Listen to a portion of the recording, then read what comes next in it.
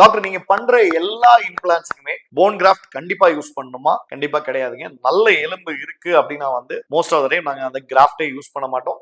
அந்த எலும்புலயே சிம்பிளா keyhole procedure மூலியமா கூட நம்ம இம்ப்ளான்ட்ஸ் பிளேஸ் பண்ணலாம். ஆனா ஒருவேளை நம்ம எக்ஸ்ட்ராக்ட் பண்ற இடத்துல நம்ம இம்ப்ளான்ட் போடுறோம்னா அந்த கேப்ஸை போன் கிராஃப்ட் மூலியமா ஃபில் பண்ணுவோம். இது ஒரு ஃபுல் மவுத் இம்ப்ளான்ட் பண்றப்ப ஆர்டிபிஷியல் கிராஃப்டோ இல்ல வெளியில இருந்து வர கிராஃப்டோ யூஸ் பண்ண மாட்டோம். உங்க தாடியில இருந்தே எலும்பை ஹார்வெஸ்ட் பண்ணி அந்த எலும்பை எங்கேயாவது கேப்ஸ் இருந்துச்சுன்னா அதுக்கு நாங்க யூஸ் பண்ணி போன் கிராஃப்ட்ன்றது 100% ஒரு நல்ல ஒரு மெட்டீரியல். அது மட்டும் இல்லாம மெம்பரேன்ன்றது அதோட சேர்த்து யூஸ் பண்ணுவோம். பட் எல்லா இடத்துலயும் நாங்க யூஸ் பண்ண மாட்டோம். நல்ல எலும்பு இருக்கு அப்படின்னா நாங்க கண்டிப்பா யூஸ் பண்ண மாட்டோம். இதனாலதான் ஒருவேளை நீங்க இன்னைக்கு எனக்கு இம்ப்ளான்ட் வேண்டாம், நான் பல்ல எடுத்துக்கிறேன் லேட்டரா பண்ணிக்கிறேன்னு நினைச்சீங்கன்னா சாக்கெட் பிரிசர்வேஷன் ஒண்ணு இருக்கு. அதாவது பல்லு எடுத்த இடத்துல ஆர்டிபிஷியல் எலும்பை வச்சு க்ளோஸ் பண்ணுவாங்க. அந்த ப்ரொசீஜர் பண்ணிக்கோங்க. சோ தட் எலும்பு அங்க இருக்கும். ஃபியூச்சர்ல நீங்க இம்ப்ளான்ட் பண்றப்ப கிராஃப்டிங்கோ இல்ல ஏதாவது ஒரு ஃபெயிலியரோ நீங்க பார்க்க மாட்டீங்க. ஒன்ஸ் அகைன் உங்களுடைய நண்பன் டாக்டர் பிரேம் அலெக்ஸ் லாரன்ஸ்.